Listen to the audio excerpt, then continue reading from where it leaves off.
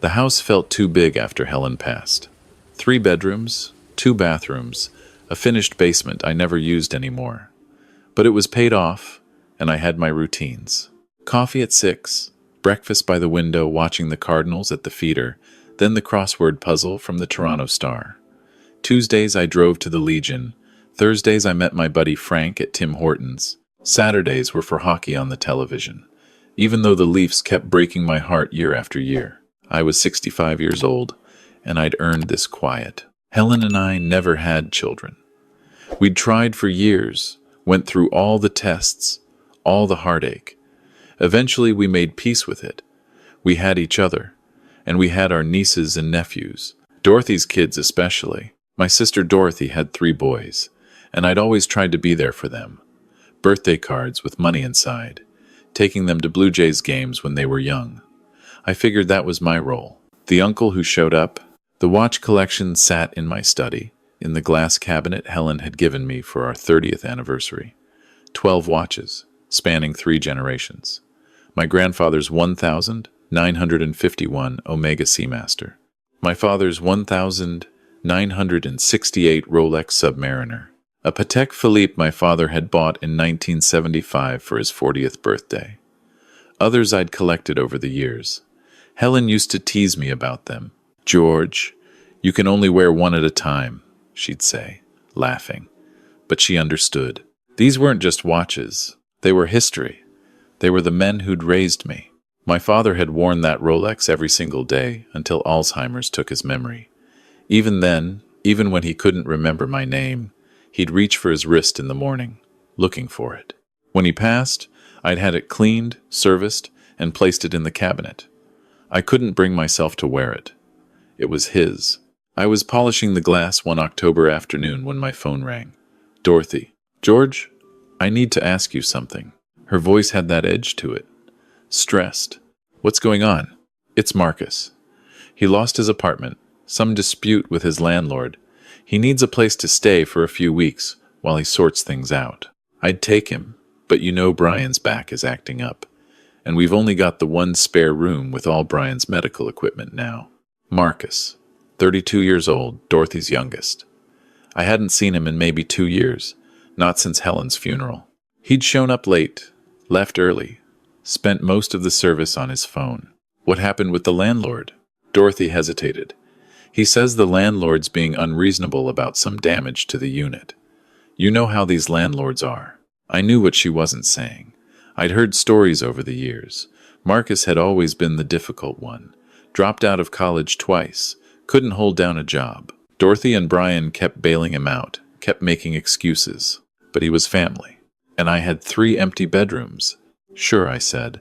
"He can stay in the guest room." "But Dorothy, just a few weeks, right?" "Oh, George, thank you. Yes, just until he gets back on his feet." "You're a lifesaver." Marcus showed up the next evening in a rusted Honda Civic with a trash bag full of clothes and a backpack. He was thinner than I remembered, needed a shave, wearing a hoodie with stains on it. "Hey, Uncle George." He didn't quite meet my eyes when he shook my hand. "Marcus, good to see you." "Yeah, thanks for letting me crash here. It's just temporary." I showed him the guest room. Clean sheets, towels in the bathroom, space in the closet. "Make yourself at home. The kitchen's yours to use. I usually have dinner around 6 if you want to join me." "Cool. Yeah. I appreciate it." The first few days were fine. Quiet. Marcus slept late, spent most of his time in his room. I'd hear him on his phone, talking to someone, but I minded my own business. He came down for dinner twice that first week. Didn't talk much. Pushed his food around his plate while scrolling through his phone. "How's the job search going?" I asked on the Thursday. He shrugged. "Putting out applications. It's rough out there, you know. Economy's garbage." "What kind of work are you looking for?" "I don't know. Something in tech, maybe. Or sales. I'm pretty good with people." I nodded. Didn't push it. Helen always said I needed to be more patient with people, especially young people. They were figuring things out. By the second week, things started to shift. Marcus began helping himself to my food without asking. Not just basics, but the good stuff. The aged cheddar I bought as a treat. The craft beer Frank had brought over. My coffee beans from the Italian place downtown that cost $22 a bag. I came downstairs one morning to find Marcus eating cereal at my kitchen table, my laptop open in front of him. "Morning," I said, trying to keep my voice even. "That's my computer." "Oh, yeah. Sorry. Mine's dead, and I needed to check my email. Job stuff, you know." He didn't close it, didn't move. "Marcus, you need to ask before using my things." "Right. Sorry. Won't happen again." But his tone said he didn't think it was a big deal. I made my coffee, did my crossword puzzle in silence. When I went back upstairs, my laptop was still on the table, still open.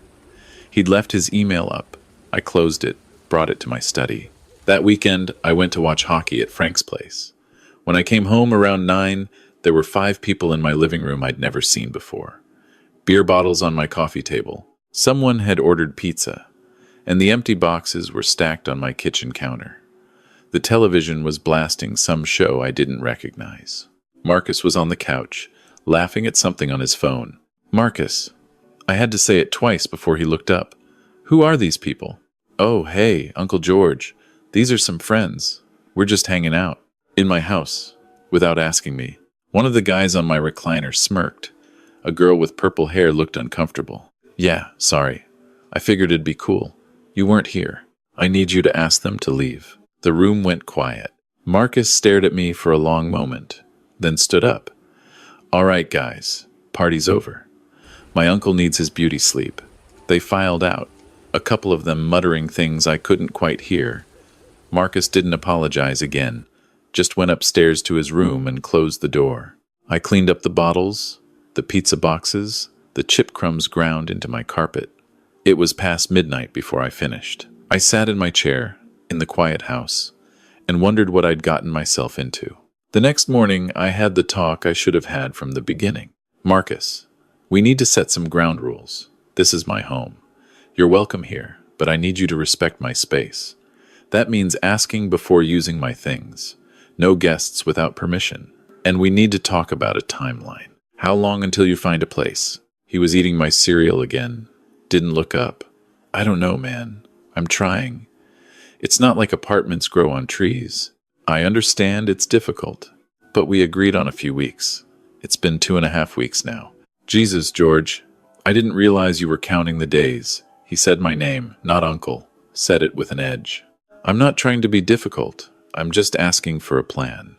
"Yeah, well, maybe if you weren't on my back all the time, I could focus on finding work." He left the house 20 minutes later, didn't say where he was going, didn't come back until after midnight. I heard him stumbling up the stairs, hitting the wall. I called Dorothy the next day. "Has Marcus always been like this?" She sighed.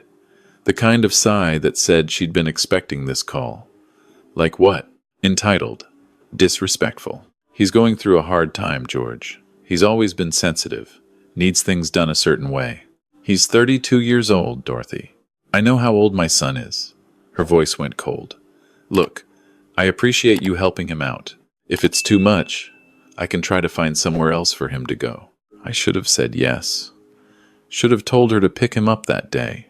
But some part of me, the part that remembered taking Marcus to his first hockey game when he was 7, that remembered Helen saying we should always help family, that part said, "No, it's fine. I'll work it out with him. Give him time, George. He's had a lot of disappointment in his life." Haven't we all? I thought, but I didn't say it. 3 days later, I found a charge on my credit card I didn't recognize. $127.50 at some restaurant downtown. Then another, $89.99 at the liquor store. I only noticed because I was paying my bills online. I checked my wallet. My Visa was there. I kept it in the same spot, always, in the billfold Helen had given me. But something felt wrong. I went to my study, the drawer where I kept my banking information, my spare checkbook. I opened it. Everything looked normal, but the papers were slightly out of order. I was meticulous about these things. That night at dinner, I asked him, "Marcus, did you use my credit card?" He was scrolling through his phone, barely listening. "What?" "My credit card. There are charges I didn't make." Now he looked up. "I don't know what you're talking about." I showed him my phone, the banking app. The charges, this restaurant, this liquor store. That was you. He set down his fork. Okay, look. I borrowed it once. I was going to pay you back. I had some guys to meet for a potential job opportunity. Needed to take them out. Networking, you know? You took my credit card without asking. Jesus. I said I'd pay you back. It's not like you can't afford it. That's not the point. Then what is the point, George? There it was again. My name, not uncle. You're sitting here in this big house, all alone with your pension and your savings, and you can't spot your nephew $100 for a job opportunity? If you'd asked me, I might have helped you. But you didn't ask. You took. He stood up. You know what? Forget it. I don't need your help. I don't need your lectures. I'll figure it out myself like I always do. He went upstairs. I sat at the table, the food going cold, and felt something hardening in my chest. I should have kicked him out that night. I know that now. But I didn't. I told myself I'd give him one more chance. One more conversation. We were family. 2 days passed. Marcus avoided me. Slept until noon. Left the house in the afternoon. Came back late. When I did see him, he didn't speak to me. Just brushed past like I wasn't there. Then I got the call from my bank. Fraud detection. 3 transfers of $500 each from my savings account to an e-transfer email address I didn't recognize, all within 2 hours of each other. My hands went cold. When did these occur? I asked the woman on the phone. Yesterday afternoon, sir. Between 2 and 4 p.m. I'd been at the Legion yesterday afternoon, playing cribbage with Frank and the boys. My computer had been in my study, my banking password written in the notebook in my desk drawer, because I could never remember the damn thing. Marcus had been home alone. I didn't authorize these transfers. We'll need you to come into the branch to file a fraud report, sir. Can you come in today? I drove to the bank in a fog, filled out the papers, answered their questions. They froze my account, started an investigation, told me it would take time. When I got home, Marcus's car was in the driveway. I found him in the kitchen, making a sandwich.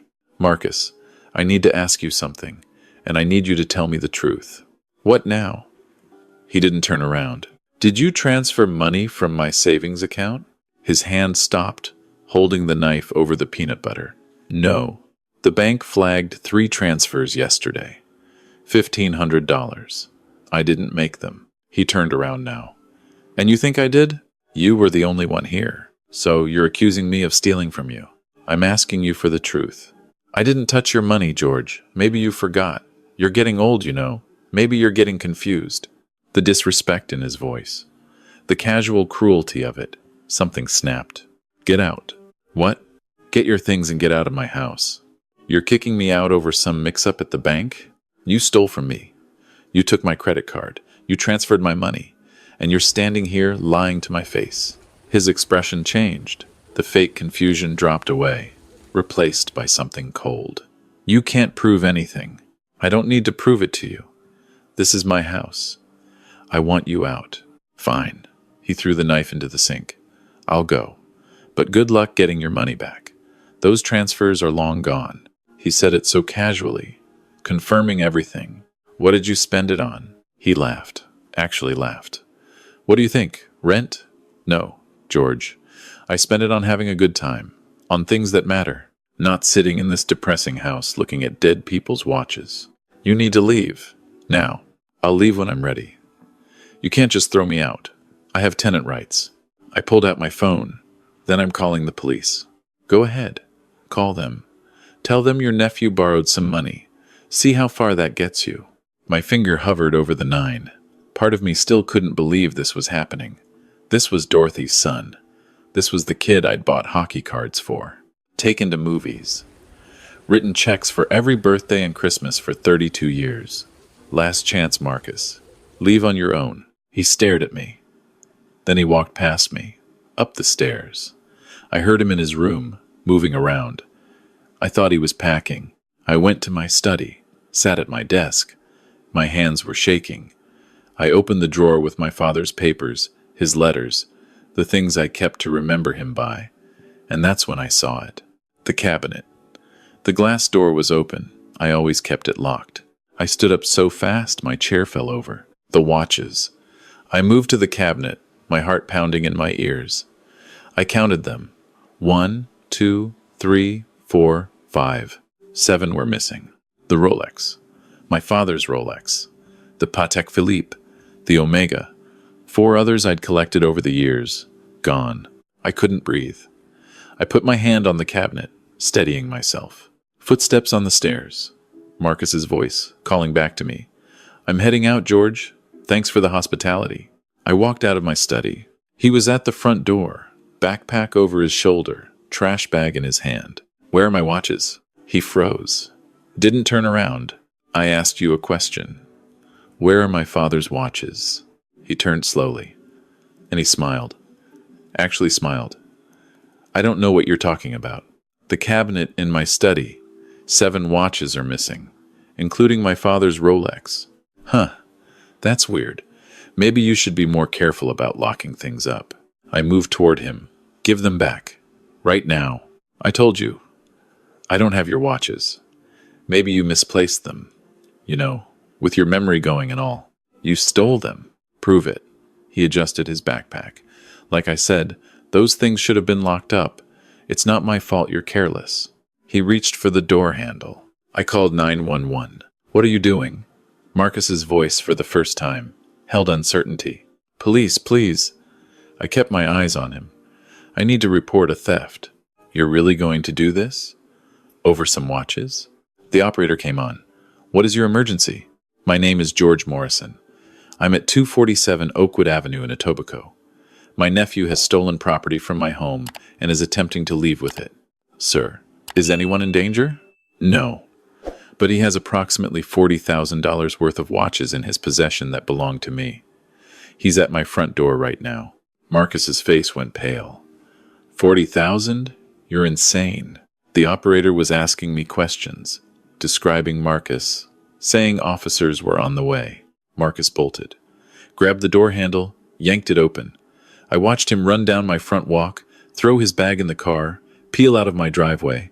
"He's fleeing the scene," I told the operator. "Silver Honda Civic." I gave her the license plate number. I'd noticed it that first day, written it down. Force of habit from my years working security systems. The police arrived 12 minutes later. 2 officers, a man and a woman, young enough to be my grandchildren.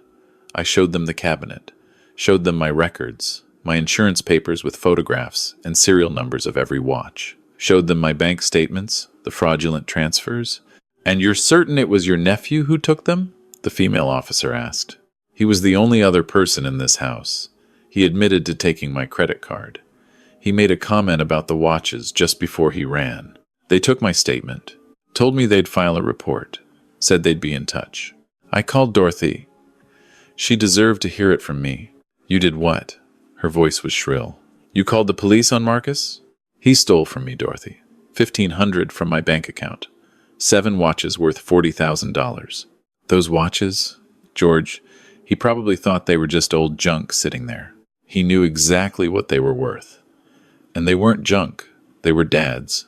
They were Granddad's. They're just things, George. He's your nephew. He's family. Family doesn't steal from each other. He was desperate. You have no idea what he's been going through. So that gives him the right to rob me? I can't believe you'd do this. After everything we've been through, after I asked you to help him, I did help him. I gave him a place to stay. I gave him food, patience, chances. He threw it all away. If he goes to jail, George, that's on you. That's on your conscience." She hung up. I stood in my kitchen, phone in my hand, and felt completely alone. The police found Marcus 3 days later at a friend's apartment in Mississauga. They recovered 5 of the 7 watches. The Rolex and one of the others had already been sold to a pawn shop. The police helped me get them back, but I had to pay the pawn shop owner $8,000 because he'd purchased them legally. Had no way of knowing they were stolen. Marcus was charged with theft over $5,000, fraud, and identity theft from the credit card and bank transfers. His bail was set at $20,000. Dorothy and Brian mortgaged their house to pay it. I didn't go to the bail hearing, didn't go to any of the court dates. My lawyer handled everything. Marcus pleaded guilty to avoid trial. The Crown was asking for 3 years. His lawyer argued for probation, community service, restitution, said Marcus was remorseful. Struggling with addiction, needed help, not punishment. I wrote a victim impact statement.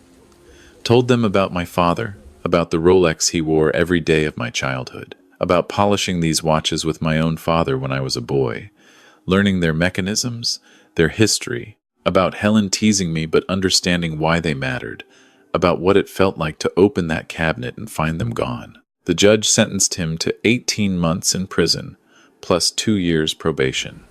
Ordered him to pay full restitution for the watches, the pawn shop fee, the bank transfers, everything. Came to just over $52,000. I knew I'd never see that money. Marcus didn't have it. Never would. Dorothy sent me a letter. Not an email. A letter, handwritten, 3 pages long. She told me I'd ruined her son's life. Said I'd chosen things over family. Said I was heartless, cold, that Helen would be ashamed of me. Said she never wanted to see me or hear from me again. I read it once. Then I folded it up and put it in a drawer. My buddy Frank came over the day after the sentencing. "How you holding up, George?" "I'm all right." "Dorothy, still not talking to you?" "No." We sat in silence for a while. Frank knew better than to try to fill it with empty words. "You did the right thing," he finally said. "Did I?" "He stole from you.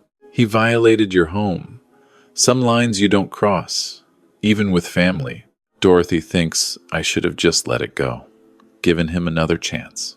How many chances did you give him? I thought about it. The credit card, the bank transfers, the disrespect, the lies. Every chance I'd given him to come clean, to apologize, to change. "Too many," I said. Frank nodded. "You gave him rope. He hung himself. That's not on you." I wanted to believe that. Some days I did. Other days I lay awake at night wondering if I could have done something different. If I should have seen the signs earlier, if I'd failed Marcus somehow, the way Dorothy thought I had. My therapist, a woman named Dr. Patel, who I'd started seeing after Helen died, had a different perspective. "You set a boundary," she said. Perhaps the first real boundary Marcus had ever encountered. And he couldn't handle it. That's not your failing. That's his.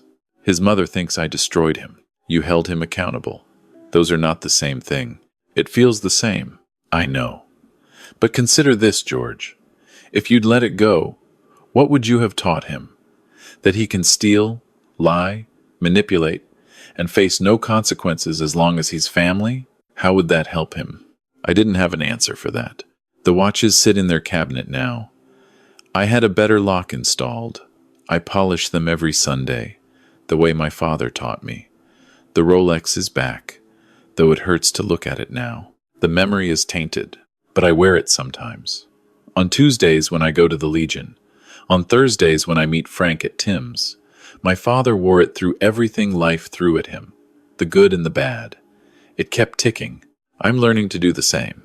Marcus wrote me a letter from prison. 4 months into his sentence, it was short. "Uncle George, I'm sorry for what I did. I was in a bad place and I made bad choices. I know you probably won't forgive me, and I don't blame you. But I wanted you to know that I'm getting help here. There's programs for addiction and anger management. I'm trying to do better. I don't expect anything from you. Just wanted you to know. Marcus." I read it 3 times, looking for manipulation, for an angle. I couldn't find one. Maybe it was genuine. Maybe it wasn't. I didn't know anymore. I haven't written back. I don't know if I will. Dorothy's birthday was last month. For 30 years, I've sent her a card. This year, I didn't. I started to, twice. Pen in my hand, card in front of me, but I couldn't think of what to write. Some bridges, once burned, can't be rebuilt. I think about Marcus sometimes. Wonder if he's really changing, or if he's just biding his time. Wonder if he'll come out of prison better or worse. Wonder if I'll ever see him again. If we'll ever sit across a table from each other and find a way past this. But mostly I think about what Dr. Patel said, about boundaries, about how loving someone doesn't mean accepting their worst behavior, about how sometimes the kindest thing you can do is let someone face the consequences of their own choices. I think about my father, about the Rolex on my wrist, about how he worked 60-hour weeks in a job that broke his back to provide for us, how he never complained, never made excuses, never blamed anyone else when things went wrong, how he taught me that a man's word matters, that integrity isn't negotiable, that some things are worth protecting. The house is still too quiet. I still have my routines. Coffee at 6, crossword by the window, hockey on Saturdays. The Leafs still break my heart, but I sleep at night now. The locks are changed, the cabinet is secure, my accounts are protected, and I know something I didn't know before. I know that I can set a boundary and hold it, even when it costs me, even when it costs me family, even when it would be easier to look away. Helen used to say that we teach people how to treat us. Every time we accept behavior that violates our values, we're giving permission for it to continue. I didn't understand that when she said it. I think I do now. Marcus may hate me for the rest of his life. Dorothy already does. I've lost a sister, maybe permanently. I've lost whatever relationship I had with my nephews. But I haven't lost myself. I haven't lost the values my father taught me. I haven't sacrificed my integrity on the altar of keeping the peace. And those things, those watches sitting in their cabinet, they're not just metal and glass and precision gears. They're a reminder that some things are worth protecting, that boundaries matter, that love without respect isn't love at all. I'm 65 years old. I've buried my wife, buried my parents, and now maybe buried my relationship with my sister. I'm learning that sometimes doing the right thing means standing alone.